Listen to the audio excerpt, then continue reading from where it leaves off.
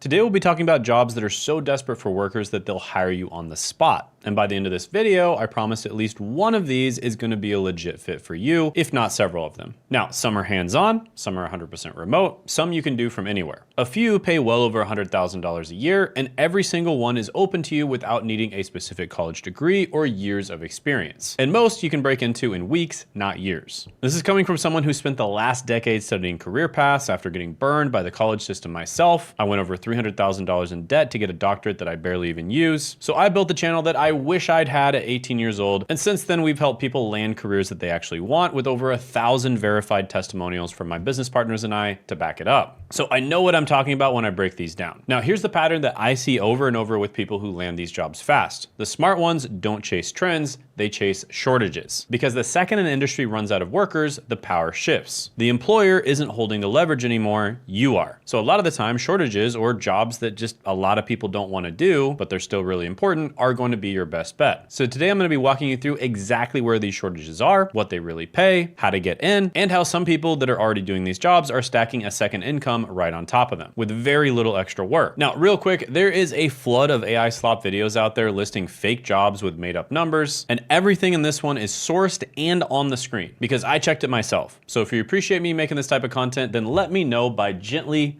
cheersing that like button, and let's jump into it right now.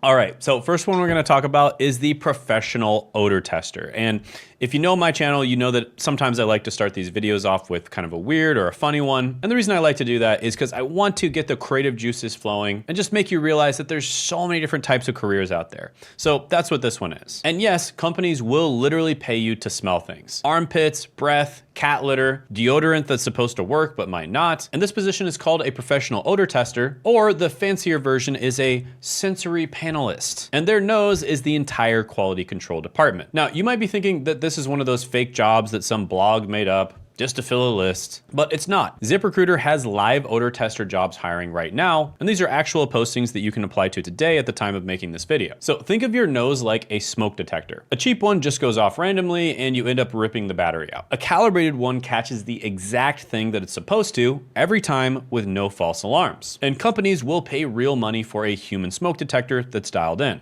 And no, you don't need a chemistry degree and some genetically gifted super nose, like you're some kind of bloodhound human hybrid. Panels screen you for a normal, consistent sense of smell and then train you on the vocabulary. And there are no degree postings online right now. So here's how to start as an odor tester. Search sensory panelist and odor tester on websites like Indeed and ZipRecruiter. The big employers are flavor and fragrance houses and food companies. MMR Research, Givaudan, Hershey, IFF all run panels. And most start part-time around $16 an hour while you train, then pay climbs as your palate gets certified. You pass a smell and taste acuity screen at the interview, and there's no degree required for entry panels. Now on pay, there's a floor and there's a ceiling. And I'm gonna be honest, they're far apart. Glassdoor puts sensory panelists around $68,000 a year on average, with a typical range of $54,000 to $88,000. Entry panels start closer to $16 an hour, but ZipRecruiter shows top odor testing specialists getting into six figures. Now, like I said, I know that 95% of people watching this are probably not going to become an odor tester or a sensory specialist. With that being said, like I said before, I like to include these types of careers just to get the creative juices flowing and let you know that there's a lot of different things you can do out there, and they're not all super boring. Some of them are weird or cool. With that being said, let's talk about one that is super boring and also has a massive amount of demand right now, and that is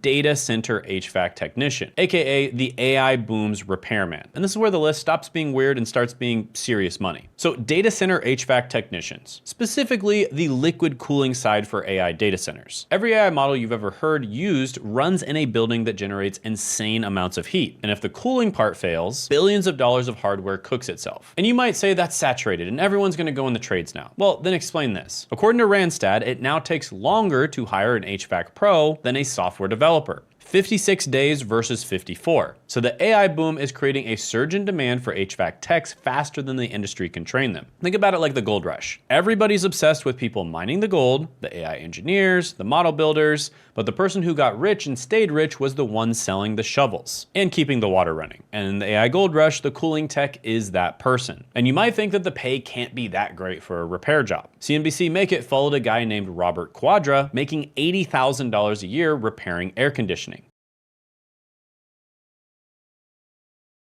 And there's countless examples of other people making really good money in HVAC, and the data centers are paying above market average for HVAC technicians right now. But it would be so hard to break into, right? Well, my brother Zach has been in the trades for almost 30 years, and now he teaches people how to become an HVAC technician. He's got a whole video breaking down the industrial versus the residential versus the commercial HVAC side, and Zach can make videos like that because he actually lived it. Now hold on to Zach for a second, because what he did after getting into the trade is the real story, and I'm gonna be coming back to that in about 60 seconds. But here's how to start as a data center HVAC tech. Get into an HVAC program at a community college or a trade school, or if you live in certain states, you can actually get hired as an HVAC tech directly from the business as long as they agree to train you properly. Now, this is something you can easily look up on AI, whether you live in a state that allows this or not. There's a lot of weird union stuff, so that's just something you have to look up. Just tell it what area you live in and it'll tell you. But even if you go into an HVAC program at a community college or a trade school, most of those are gonna run under a year. Then get your EPA 608 certification. This is required to handle refrigerants, and then chase the liquid cooling and data center specialization, because that's where the AI money is pooling right now. And then apply directly to data center operators and the mechanical contractors who service them. Now, the hiring gap means that they'll train the right person fast, and the pay is real, not hype. And Glassdoor puts HVAC technicians around $72,000 a year on average, with a typical range of about $60,000 to $88,000. And the data center specialists sit at the top of that. Now, remember I told you to hold on to my brother Zach? Well, here's the part that matters. Zach started talking about how to get into the trades and his experience working in HVAC, and 29 days after uploading his very first video on YouTube,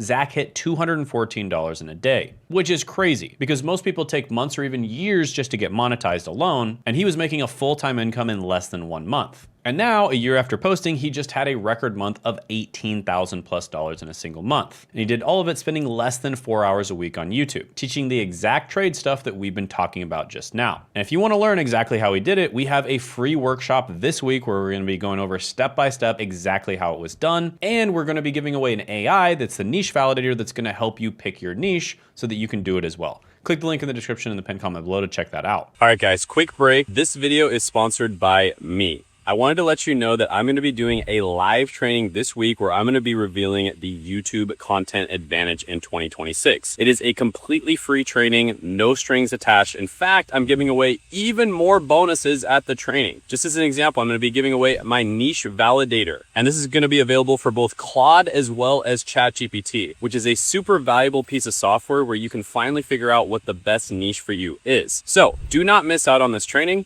Make sure you sign up for it down in the description and the pinned comment below, because you only get it if you join the training. So if you don't join now, you might miss it. But that being said, in the workshop, you'll get to meet me. You'll get to ask me questions directly. So I look forward to meeting you. So click the link in the description, the pinned comment below. Make sure you put it on your calendar. And if for whatever reason you missed out on it, you weren't able to attend, make sure you still click that link, because we might be having workshops in the future as well, and you'll be the first to know about it. So yeah, hope to see you there. And now back to your regularly scheduled programming. All right, next we're going to be talking about the crematory operator. Now, the crematory operator runs the cremation retort, and I'll let you sit with the fact that this is one of the only jobs where the demand is permanently guaranteed, right? They say the only two things that are guaranteed in life is death and taxes. But you would assume that you'd need some mortuary science degree for this, but actually you don't. Glassdoor has it around $46,000 a year, no degree required, and the certification is a short course, not 4 years of college. And this one's less of an analogy and more of just math. Every other industry rises and falls with the economy. People stop buying houses, stop buying cars, stop eating out. This one does not have that problem, and it's not just stable, it's short-staffed. So saving advice lists death care as one of the 10 industries that are desperate for workers, because the funeral directors and operators are aging out and there aren't enough replacements. And now sounds like a dead-end job,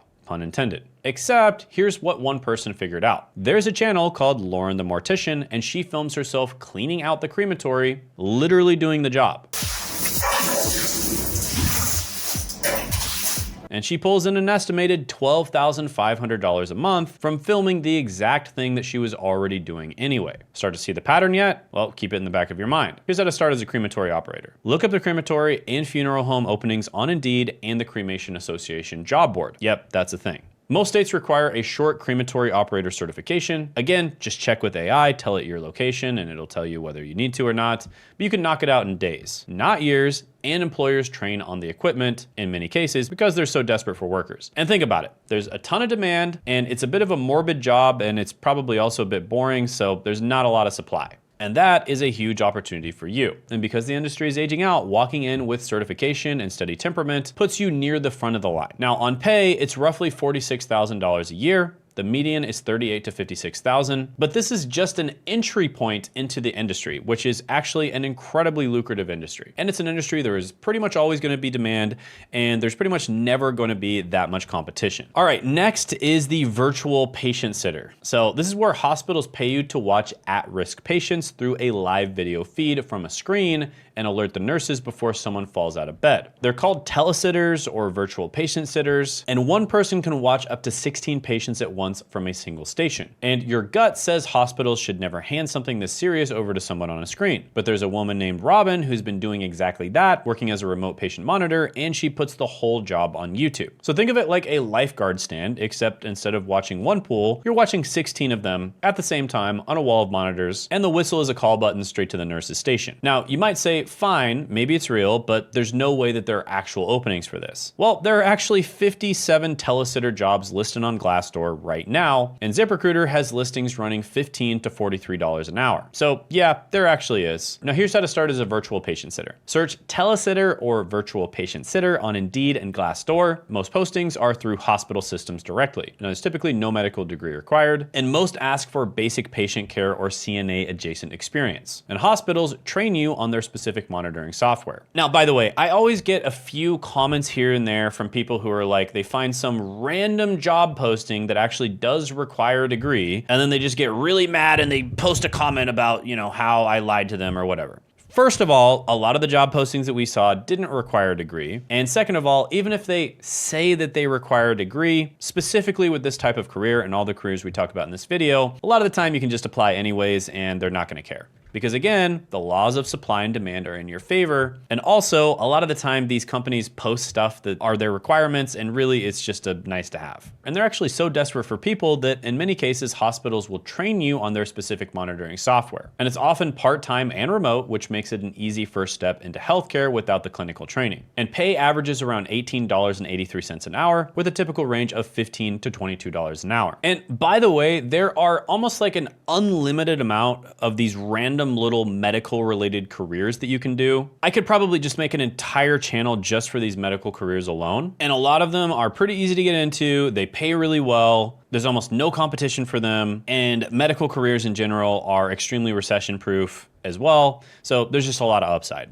And here's another one, the remote standardized patient. And yes, this is the thing. Medical schools and other medical related businesses pay you to pretend to be a sick patient on Zoom. So student doctors can practice diagnosing you. You get a script, symptoms, a backstory, and your job is to perform it convincingly enough that a future doctor learns something real. No one pays people to fake being sick, come on. These are official medical school programs. Loma Linda University runs one, and telehealth training made a chunk of it fully remote. I am given a script, and you read over the script and just get familiar with what your symptoms are gonna be. So think of it like being a stunt double, except instead of taking a hit for a movie, you're taking a diagnosis for education. Same performance skills as an actor, completely opposite goal. You're not there to entertain, you're there to help someone learn to save lives. You see, in most professions out there, you're allowed to make mistakes. Making mistakes is not a big deal, because the consequences for making a mistake is not that bad. However, when it comes to many different medical related careers, including medical doctor, if you make a mistake, someone might die.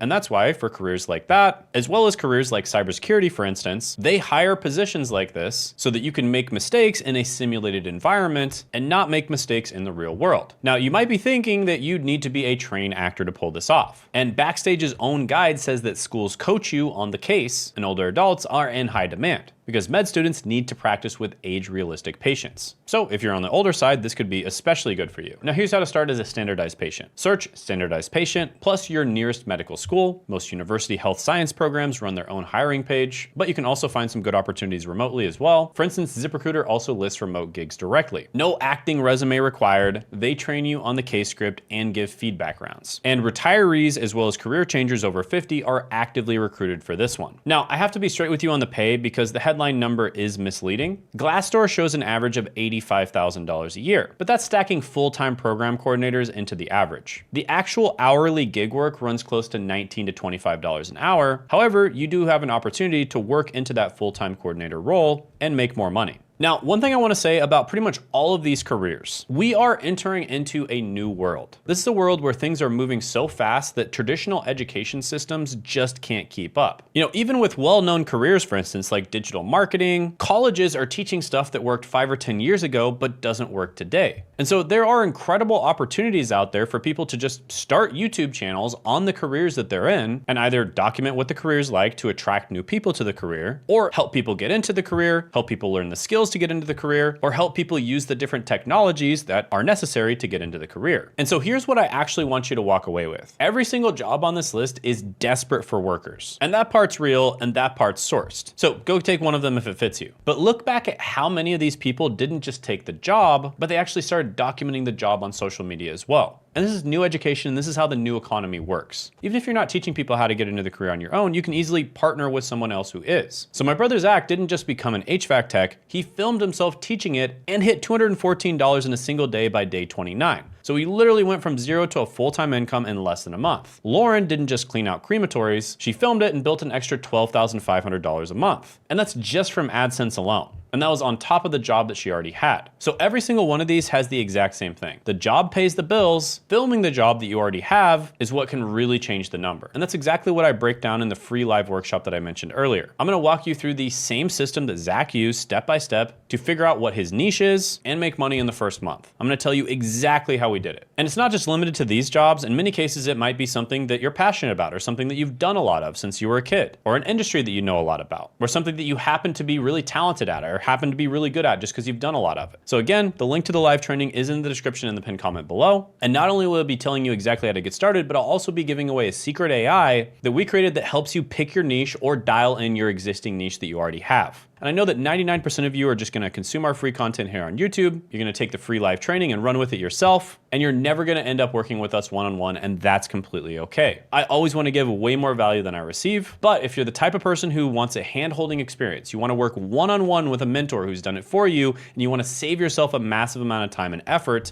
then go ahead and apply to work one-on-one with us by clicking the link in the description in the pinned comment below. And I know that only 1% or 0.1% of you are gonna do that, and that's totally fine as well. But only apply if you're very serious about growing and making money on YouTube. We only accept about 18% of people who apply, and we're not interested in tire kickers. So the types of people we typically work with are professionals that are typically on the older side and have a lot of experience in their industry, YouTubers who have a lot of views but they're struggling with monetization, YouTubers who are crushing it but wanna crush it even harder, or business owners that want to use YouTube as a way to get more leads and make more sales for their businesses. So if that sounds like you, again, click that link in the description in the pinned comment below, but only do it if you're very serious about growing and making money on YouTube and working with us. With that being said, check out this video right here where we talk about exactly how we help Zach go from zero to $214 in a single day in less than 1 month.